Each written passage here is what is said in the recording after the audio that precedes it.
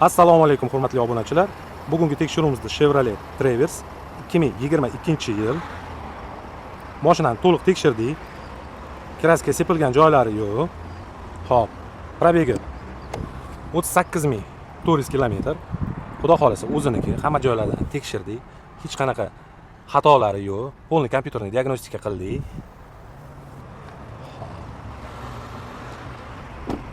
Mana shu joyida miyatina bo'lgan. Xo'p, mana shu bolti bo'shatilgan. Qanotni podgonka qilish uchun. Lekin qanoti o'zi yechilmagan. Xo'p, kraskalari yo'q. Miyatinani o'zi. Texnik holatlari a'lo. Mashina dalniga ko'proq yurgan. Mashinadan bilsanglar bo'ladi. Radiator reshotkasidan, mana bu radiator sota deydi. Bukilgan, tosh boshlar tegan bunga.